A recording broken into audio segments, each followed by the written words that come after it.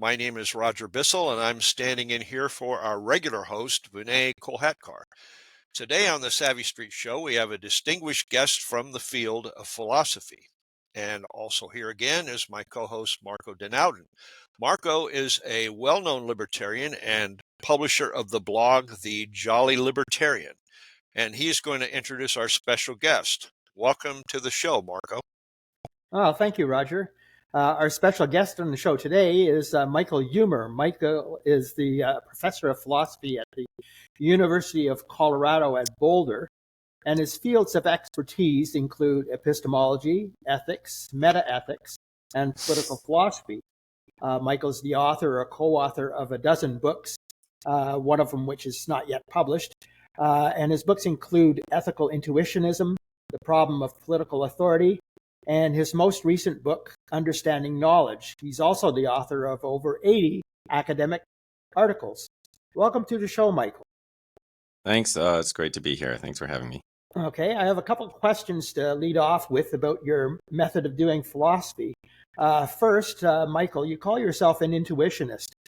Now, I haven't read your book on intuitionism yet, but I have read Jonathan Haidt's book, The Righteous Mind, in which he also explains intuitionism and why he is an intuitionist. Now, Jonathan Haidt suggests that David Hume was right, that the emotions set the course for our thinking, and our conscious reasoning is often just a rationalization for justifying our emotions. We're merely a slave to our passions. Haidt refines Hume using intuition as a substitute for emotions, arguing that there are two different kinds of cognition and reasoning, intuition and reasoning. Do you agree, first of all, with Haidt's assessment of Hume and of how he defines the concept of intuition? Oh, yeah. Well, so Jonathan Haidt's use of intuitionism is different from the use in philosophy. It's not completely unrelated, but it is really not. It's not really the same thing. So first, he's talking about a psychological issue, and the philosophers are usually not talking about a psychological issue. So the philosophical uses, the intuitionists are saying, first of all, there are objective values, and second, the way that we know about them, or the way that you're justified in believing an evaluative proposition, depends ultimately on a mental state called an intuition. Okay, now that's different from what the psychologists are saying, because the psychologists are never addressing a normative issue. They're just making a claim about how people in fact form beliefs. All right, so Jonathan Haidt is not making a claim that there are objective values first, and he's also not making a claim about justification, right? He's not saying you're justified in believing something, okay? But also the other thing is well, we're not exactly using intuition in the same way. It's not totally unrelated, right? Because we both agree that you need to have some input that's non-inferential. So some of your value judgment have to be starting points that you didn't arrive at by reasoning, right? But these starting points in the usual philosophical usage and in my usage, they are not emotions. They're things that when you think about them, you can see to be true, obviously. Okay, so the shortest path between any 2 points is a straight line. I would call that an intuition, and that's widely used terminology in epistemology. You would say that's intuitive, meaning when you think about it, it's just obvious. You don't have to give an argument for that. Okay, and then the claim of the intuitionists in ethics is that there are some ethical propositions that are intuitive in that sense. Okay, and now, about David Hume, David Hume is wrong. Because it appears that David Hume, well, first of all, that he wasn't a realist, so he didn't think that there were objective evaluative truths, right? And and it's saying exactly what his view is in modern terms is a little hard because he's a little bit ambiguous, okay?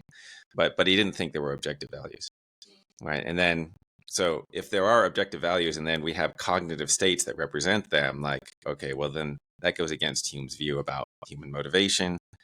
He thought that you could only be motivated by your desires, but I think we could be motivated by our value judgments. So you could want to do one thing, but you could have the judgment that you should do something else, and then you could be motivated to follow the judgment.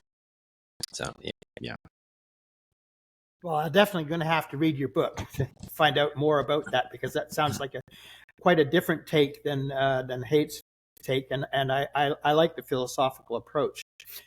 In your book, The Problem of Political Authority, you derive an anarcho-capitalist position not by relying on, quote, tentative or controversial intuitions, but on clear mainstream intuitions, end quote. Now, this sounds like you would avoid the controversial hard cases such as abortion, capital punishment, intellectual property rights, or the State of Israel. But wouldn't these be the very issues that would likely result in a clash between the private defense agencies that you propose? And so wouldn't it be advisable to dig into these difficult questions rather than avoid them? Right. Well, so, when I said that, like I'm relying on common sense intuitions, that doesn't mean that I'm not addressing any controversial issues. Right? So, I'm trying to address, well, I'm defending a highly controversial position, right? And, anarchism in the first place is highly controversial. So, but the idea is to try to address a controversial issue by starting from intuitions, or just in general, starting from premises that are less controversial. Can this be done? Well, read the book and see if I succeeded, right? But the idea is to try to, start from a case that people don't disagree about, right? Or there's minimal disagreement about, and then see whether you can somehow use that to resolve more controversial cases. Okay, having said that, in the book, I in fact did not address the specific things that you mentioned. So I didn't address abortion, because in fact, I don't know the answer to that. And, I didn't address the thing about Israel. Also because I don't know how to solve that, right? Although, by the way, like, anarchism wouldn't work for Israel in the current situation, right? Basically, you have to solve that problem first. You have to solve that conflict first before they could have anarchism, because right now they have to be protected from the surrounding states. And then, see, there was a third thing that you mentioned. Intellectual property. Yeah, and I don't really know the answer to that either. But I think that I could tell you what I think would happen in the anarchist society, which is I think they would not protect intellectual property.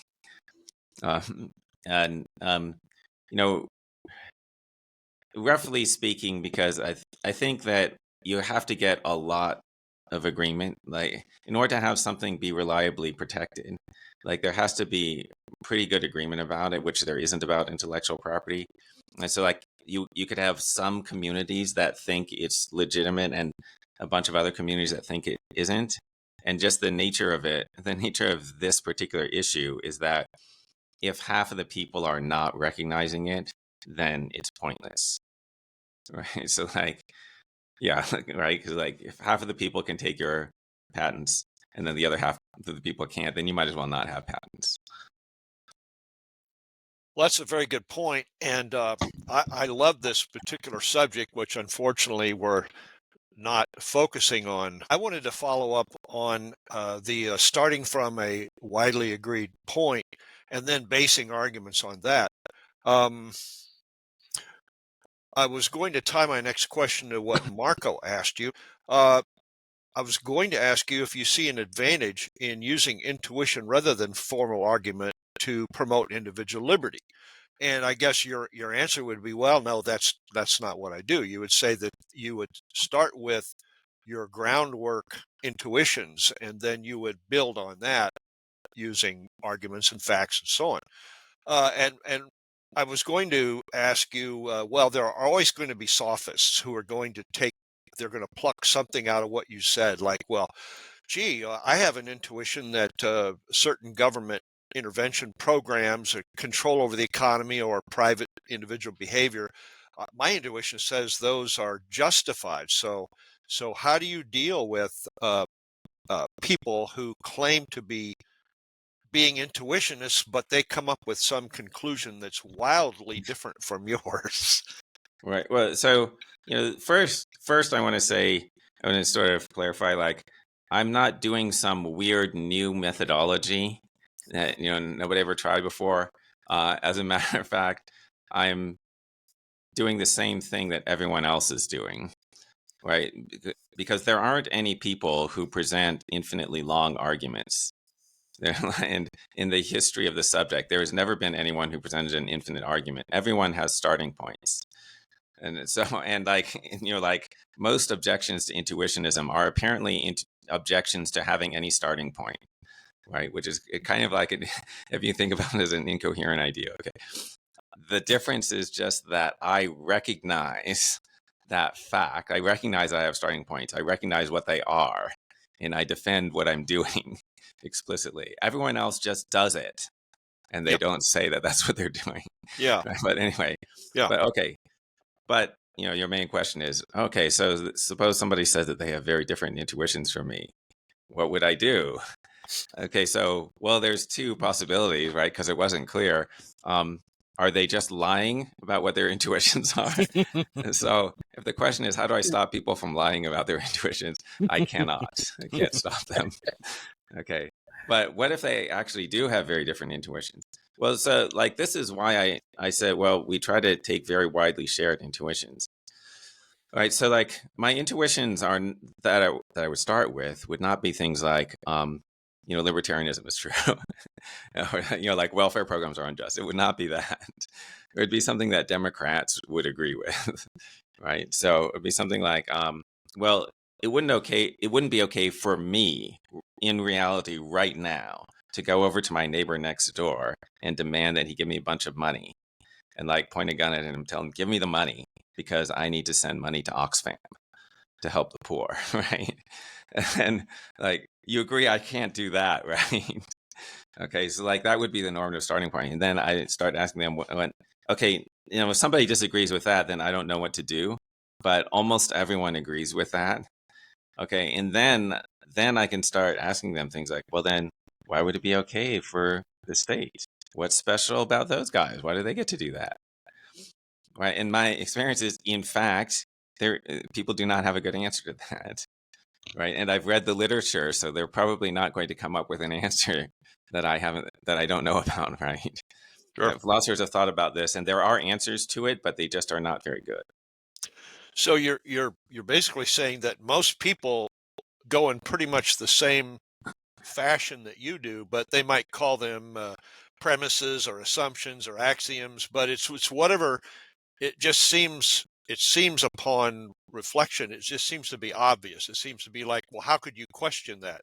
And so you find some bedrock place to start, and then you can build a bridge to people who might have a different policy idea, and then you show them how, well, if we agree on this, then gee, doesn't it make sense that this really you can't do this. I ran for a school board one time here locally, and I was talking to a very liberal neighborhood group, and they wanted a lot more money for the educational system, and I was trying to reason from the idea that, well, we all want the best education for our children. Okay, so it's that kind of thing. It's one of those, Yes. well, sure, who doesn't? That's obvious. So you start with something obvious, and then you try to show them another way of thinking about it. So I do see that that's very much how even somebody who thinks reason and syllogisms, you think, well, that seems to be a good way to go. I came from, as you may know, cut my teeth on Ayn Rand's philosophy many, many years ago, and a lot of our viewers did. And you wrote a piece which, soon after I got online back in the 90s, whenever that was, I saw your piece. And I thought, okay, this is cool. And so I would, and it was why I am not an objectivist or something like that. And if you could just tell us, it's a long piece and I loved it, but if you could briefly tell us what you think are the key shortcomings, even that you, at this point today, the key shortcomings in Rand's philosophy. Oh yeah, so it's it's really hard. Like, I don't think that you can actually summarize that because there's like dozens of objections or something.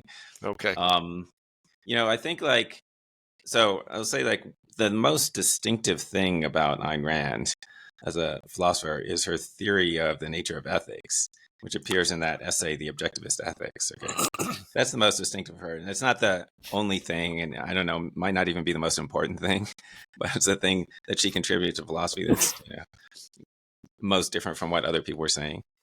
Okay, but also it's just it's just like a terrible argument, right? And then if I were I can't really summarize everything that's wrong with it because I just think everything about it, there's just mistakes all over the place. Okay, okay, there's supposed to be an argument for ethical egoism, but it's hard to figure out what the argument is. And basically, I think when you figure out what's going on is that ethical egoism actually turns out to be a premise of the argument, right? Or something really close to that, right? But it's just that she uses language in a way such that most people don't notice that that's what's going on. You mean a circular? Yeah. Yeah. Okay. Yeah, begging the question. Yeah. Right, and so it's here's an analogy that I think is sort of like that. You meet this Christian, and the Christian says, human beings are the only beings who are capable of properly worshiping God. And so that's why we need ethics to tell us how to please God. And so now I've given you a theory of ethics, and now I've shown you that you have to worship God. No, you just assumed that. Okay. Now that is analogous to saying, well, living things are the only things that can that have an alternative of existing or not existing, and so we need ethics to tell us, how to preserve our lives. No, you didn't give any argument for that. You just assumed that, right? You just assumed that life was the ultimate value. You didn't show that, right? Showing, just saying, it could either happen or not happen, and it depends upon your action, doesn't show you what you should do, right? Anything that you could take as a value, you could say that, well, we have the alternative of having that thing or not having that, so we need ethics in order to make sure that we have that value, right? But that doesn't show that that's the value, right? Well, yeah. I mean, it seems that there are ambiguities that need to be teased out and analyzed and see if it all fits together or if it doesn't. And that's one of the chief challenges that I've had over the years in figuring out, is it tight? Does it hold together? Is it coherent or not? Now that's ethics, and I was just wondering, have you studied her concept theory, such as it is in the Introduction to Objectivist Epistemology? Do you think there's anything original or helpful in what she says there that you might not run into otherwise? Yeah, I mean, that is a very interesting book, The Introduction to Objectivist Epistemology. I read that a long time ago when I was in college, and I think it's a good thing to read just because it kind of stretches your mind, and it makes you think about the issues. Now, is it like a great contribution to philosophy? I thought it was quite similar to Locke's theory about concepts. That you sort of start from experiences, and when you're forming an abstract concept, you're sort of omitting something from it. So that is Locke's view. That's also her view. Although she says something a little more specific, which is she says you're omitting measurements. Okay, but I think that might be overly specific unless you're using the word measurement in such a broad way that it just means you're omitting some details. Right. Now, is that a correct theory? I don't know exactly. I don't know if that's exactly correct, but it's sort of if you had, well, okay, so this is what people like Berkeley would say, right? And the other empiricists, what are you talking about? Because they thought that sensory experiences are like images in the mind. So imagine taking an image and there's a picture of a horse or something, because it's examples at Berkeley, right? And somebody says, take that thing, omit the color from it. What? What? So yeah, there's a picture of a horse. You take away its color. What do you have left? Well, you just took away the whole image, right? You can't take away the specific color and have anything left, right? And so like it's sort of if you really just started from the image, it doesn't actually make sense that you omit the details because there's nothing left. So it might be that actually you're kind of assuming that you already had something abstract there in the first place, right? And then well, you can't really explain where you got the abstract idea from. It just sort of had to already be there. Well, there's one other tidbit here. I was wondering if you've read any of the material she's written about art and aesthetics, and my question is, do you think that aesthetics really properly begins in philosophy any more than, say, philosophy of law or philosophy of education? Well, maybe those things also begin with philosophy. Maybe in order to think about the law, you should first think about philosophy. You should think philosophically about why do we have law and why does it matter if you're following the law? Actually, that does seem right to me. Yeah. Okay, yeah, but what about aesthetics? It's not the case that in order to make good art, you have to think about aesthetics. That's not true, but it might help. I don't know. Actually, I'm not even sure if it does help. I don't know. I have to talk to some artists. All right. But she was very interesting on that subject.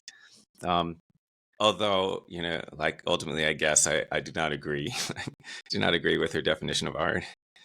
Because I think it only covers representational art, and right, like a selective recreation of reality, according to the author's metaphysical value judgment. Okay, well, so recreation of reality sounds like it has to be representational art, right? It does sound like that. Yeah. Thank you. Yeah. So, Michael, in your essay on Ayn Rand, you argue that ethics is a priori. Does this commit you to holding that there's only one universal true ethics? And if so, what do you see as being that ethics? Yeah, well, so like I think the answer is it doesn't commit me to that, but that thing is just a trivial truth. So, right, yeah, that's one true ethics. As far as I understand what that means, that's just a necessary truth. And you can put anything in for ethics, right? Is there one true mathematics? Is there one true whatever? Is there one true physics? It's just any subject. Yeah, there's one true that. You know why? Because every truth is part of that. So if you find an ethical truth, that's part of the true ethics, right? And then, if there's an alternative ethical proposition, well, it can't be, and it's incompatible with the true one, then it's false, because that's what incompatible means. Incompatible means that, it can't both be true. So there can't be two incompatible ethical truths. So there could be at most one, right? And if there are any ethical truths at all, then there's one true ethics, right? Okay, that's interesting, because I've been for quite a few years now. I've been interested in the philosophy of Isaiah Berlin, who, of course, is well known for his value pluralism, as well as for phrasing the problem of political authority very much like you do. That it's a question of obedience and duty to obey. Yes.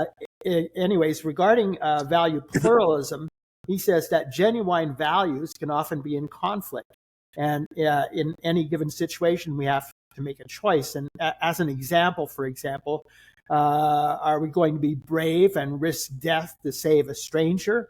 Or are we going to be prudent and avoid such a risk to preserve our own life? So that's a case of two conflicting value judgments there. So how do you view Isaiah Berlin's value pluralism? Yeah, well, so, I mean, I do have a pluralistic value system. Right, so when you asked the previous question about, the one true ethics, I was thinking like, oh, well, can there be conflicting ethical systems? And so, yeah, the answer is no. But, maybe you just meant, well, is there more than one thing that's good that isn't reducible to other things? And then as far as I can tell, there is, right? So, there's happiness and there's loyalty and there's honesty and whatever, justice. It looks like there's more than one value. I don't see how to reduce them all. There are people who give like unitary theories where there's only one value, but they just wind up having to say very counterintuitive things, right? So, like the utilitarians, that's the most common unitary theory of ethics, where like everything is just maximizing enjoyment and minimizing suffering. Okay. But then, then it winds up that they have to say, you have a healthy patient who's got organs that could be transplanted into 5 other patients. You can kill the healthy patient in order to save 5 other people by harvesting his organs, because that's going to prevent more pain. And just like, that's obviously wrong. Right. So, and it just like nobody's been able to come up with a theory that has only one value that also kind of gets the right results. Right. That sounds a bit like the example of the patient who has 5 organs that could save 5 lives. You kill them to save 5 lives. That sounds a bit like the trolley problem, famous trolley problem. Yeah, except that most people think that you should turn the trolley, right? But almost everyone agrees that you should not kill the healthy patient. Yeah. Well, it's interesting that you said that you don't know if there are any unitary theories, but I immediately thought about Aristotle, among other people, said that you're flourishing or you're living well, your good life. There are subsidiary values that feed into that, and you can have a different way of slicing up the pie of health and friendship and so on, but all of these are like necessary constituents of a good life. And if you're missing some of them, it's like missing nutrients from your food intake. If you don't have enough vitamin C, you'll get scurvy, and so in a way like Aristotle saw these things as kind of in a hierarchy, almost like of concepts, like you have lower level concepts and higher level, and they ultimately get up to the great categories of attribute or action or so on, and it all kind of comes up from your ground level observations. And so I think Aristotle might have said something similar is true for your values, like you value a good wine, or you value I don't know what they ate then, olives or whatever. So I must have had olives then. So altogether it'd be good food, good drink, good nourishment, and so it all just kind of groups together under the like what you put in your body, the ideas that you learn, and so on. So I was wondering, when you say a unitary theory, would you be ruling out something like that, or would you say, well, that's not really a unitary because it's so complex? Well, the latter. So, you can have a single value if you're allowed to characterize it in sort of vague evaluative terms, right? Like you say, my value could be the good, and that's all that matters to me. Okay. But then when I start telling you what the good is, there's like 10 different things. Okay. Right. So, and like you described it as living well. Okay. So like it's evaluative and it's super vague. And so then when you start telling me what constitutes living well, then there's multiple different things, right? I do have a super vague standard of value. Yes, that's true. All right. I don't want to mischaracterize what your position would be. I understand you to have said that when Ayn Rand made statements about the choice to live, and I think she did that rather later in her writings, this implied that what goals we should have and ends we should pursue are not dictated by facts, but instead we just value certain things, we want them, and so whatever is conducive to getting those things we want, that's what we need to do. It's kind of utilitarian or instrumental, like, well, this will help me get that, so I should do this. And some people, and a guy I've known for a long time, a friend, Douglas Rasmussen, has pointed out that this might imply not a rational, reason-directed theory, but instead what is called voluntarism, and the will is superior to the reason, and morality doesn't hinge on your reason, but on your will. Whatever you want, that's what you should do. Now, do you think that this suggestion by Rasmussen about Rand's later writing is correct? Do you think that she really didn't realize that implication and that it conflicted with what she had previously said about rational self-interest, and maybe she was painting herself into a corner? To me, that is a big pivotal issue, and I don't know that it's gotten successfully resolved. And so what do you think about that? Rasmussen is probably basically right. So when you talk about like famous philosophers of the past, and then you try to fit their views into the taxonomy of views that we have, frequently they're ambiguous, right? And so I think that Rand probably had like different strands of thought, which, you know, she didn't realize are just conflicting strands of thought, or so didn't completely separate and decide what her view was, right? But like, so she wants it to be that there are objective evaluative truths. But if you wind up saying that, like, you know, such and such is only good conditional on your choosing to value life, and you know, and then like you didn't have a reason for that. Okay, well, that's a subjectivist theory. That is what everyone else calls subjectivism in ethics. Okay, but then like, you know, maybe the better view was that life is objectively good, right? So like, you know, the other way of interpreting the whole thing is, well, actually it's a naturalist theory. It's just that the good is that which promotes life. And, you know, and so then if you don't choose to live, then you're just choosing the bad. Okay. So I like that a lot better than the theory that it's only good if you chose it.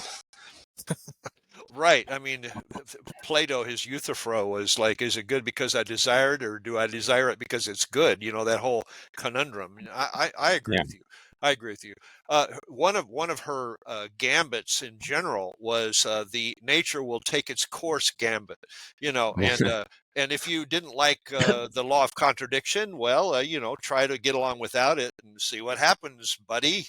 You know, and the same thing. Well, you know, if you don't believe that you should do what promotes your life and your well-being, then you know, nature will take its course. You know, so Well, yeah, but that's when you throw up your hands because you can't get anywhere in a discussion with someone. You say, "Okay, let's agree to disagree," and God bless you. I hope it turns out better for you than I think it will. Well, yeah, I mean that's sort of like departing from the intellectual issue, right? Yeah, like, you know, yeah. if you found somebody who doesn't value life, then they'll probably die soon. Yeah, okay, but that doesn't answer the issue of how we in fact know. Right? No, it's just giving up. Yeah. Marco, go ahead. Okay. Well, some philosophers have argued that libertarianism encompasses more than just the non-aggression principle. For example, Roderick Long and others promote what they call left-wing market anarchism, which embraces many of the concerns of the left, as well as concern for the poor and the downtrodden. And this is sometimes called thick libertarianism. On the other hand, people like Ayn Rand say, as she said in a letter from 1947 on the subject, that the only shared moral premise that is needed is for the foundation for the legal system of a free society, as that people of diverse moralities all agree that all humans are ends in themselves. Many advocates of thin libertarianism prefer this minimalist foundation to the more expansive moral base for liberty. Do you see anarcho-capitalism that you argue for as compatible with either of these two views? And if not, what do you think of is the necessary set of principles that we need as a basis for a free society? Oh yeah, so I guess no, I don't agree with either of those. Okay, so yeah, you know all right, so take the second thing first. Like, okay, the only thing we need is a principle that all individuals are ends in themselves. No, that's not enough. Like, I agree that that's a good principle, but that's not enough to just like, okay, so then is there intellectual property? People are ends in themselves, so should there be patent law? And what should be the term for the patents, if there are? Like, obviously, you cannot answer that from that, right? And that just not going to answer every question, although it's a good idea. So, okay, and then the other, oh yeah, and what's wrong with the left libertarian view, right? And so basically, like I gave the example earlier where I decide that I'm going to go over to my neighbor, and demand some money for charity, right? Because there are poor people in the world, and I want to donate some money, and I don't have enough money for the poor, so I just I demand that he give me money. Otherwise, I'm going to kidnap him and lock him in a cage. Like, okay, that seems wrong. And so, if it's okay for the state to do that, there better be some reason why that's okay. But basically, I don't think there is a good answer to why it would be different for them. Right. Like basically, so this is why the book is called The Problem of Political Authority, right? Because you have to claim that the government has some kind of special authority that other people don't have, which overrides the rights that we normally recognize between individuals. And so then you have to give an account of why they have authority. And basically there just isn't a good account, right? There isn't a good account of why we would have, like the neighbor would have a right not to be robbed by me, but they wouldn't have any right not to be robbed by the state. Yeah, well, in defense of Roderick Long and the left libertarian market anarchist view, I don't think that they actually advocate using coercion or compulsion to achieve their ends, but they do believe that if you get rid of the state, then you get rid of crony capitalism or corporations and other businesses and individuals getting an advantage from the coercion of the government to their own positions. So I think their belief to some extent is that if you get rid of the state, all these problems, including poverty and everything else, will sort of just disappear of their own. Yeah. Oh, okay, good. Yeah, good. So I was sort of like maybe addressing a different view, right? Where you're libertarian, except that it's okay to have a welfare state or something. But what went wrong with the left anarchist view? Yeah, well, you're wishfully thinking. Right? Like, so like I think it is true that the state is doing some bullshit that promotes big businesses at the expense of small businesses. Like that's all true. But so if we get rid of them, like there are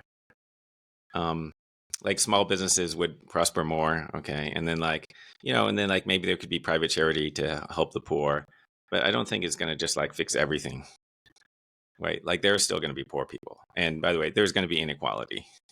Just because why? Because people differ from each other in ways that are relevant. Right. So like some people are going to be more productive, and then they're just going to get more money. And like in a modern society, as technology advances and so on, like the inequality will probably get greater, because like it's sort of like the state of technology acts like an amplifier, right?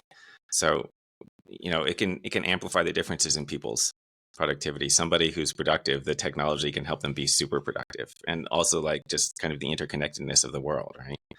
It's like you have somebody like Jeff Bezos, and he starts up this Amazon thing, and then he can extend it across the entire world, the 8 billion people, and that's how he can become like a guy with $200 billion, which couldn't happen in earlier times. And like that's not all just because the government is helping Amazon, right? Right. I haven't figured out how to do that with my trombone yet. So yeah, probably not going to work. Probably not going to. If you care about inequality, then yeah, capitalism is a problem. Now, I myself think inequality is okay. So, so I'm okay with that. There's going to be inequality. There was a discussion on Cato Unbound, maybe 14, 15 years ago, and you were part of the discussion. And at that time, you said you thought things were probably getting better in the world. And do you still think this is so? And if you do, then why? And if you don't, then why not? And just give us a little hope, or just tell us how hopeless things are, however you see it. Yeah. I'm really not sure what's going to happen in the future. Predictions are difficult, especially with the future. Yeah. but just sort of like looking over the past, like the past history of civilization, things have gotten better, like, over time, just dramatically, right? On almost everything, almost every dimension that's relevant to human welfare that you can measure. It turns out that it's been getting better and a lot better. So, like, I think like throughout the history of the human species, the average life expectancy is thought to be something like 24 years. Okay, this is not because people were dropping dead at 24. It's because a lot of children were dying. Like a lot of people would lose their children in the first 5 years, which is kind of crappy. Right? There's a quotation from David Schmitz, the libertarian political philosopher, in a recent book where he's saying something like, we need to think about how we got to the point where today being poor means wondering if you can afford a second car, from the point where a few centuries ago being poor meant wondering whether you can afford to bury your first child in his own shirt or whether you have to save that shirt for his younger brother. So, that's like you have to appreciate like how life used to be. Okay, when you get upset about things that are happening today, just understand what things were like in the Middle Ages. Okay, and then maybe be a little bit more appreciative. Right. Yeah. Right. But having said that, by the way, I don't know that we're not going to all kill ourselves. Right? Like that remains a possibility to me. It's not a far-fetched possibility. Yeah. Okay, that's a good balanced answer, and I appreciate that. This is the end of our show, and Michael, I want to thank you for your engaging answers, and Marco Den Ouden, my co-host, for helping out. To those who have been listening or watching, thank you for tuning in to the Savvy Street Show, and we encourage you to keep tuning in, and we assure you that if you do so, you'll become more and more savvy. So, goodbye for now.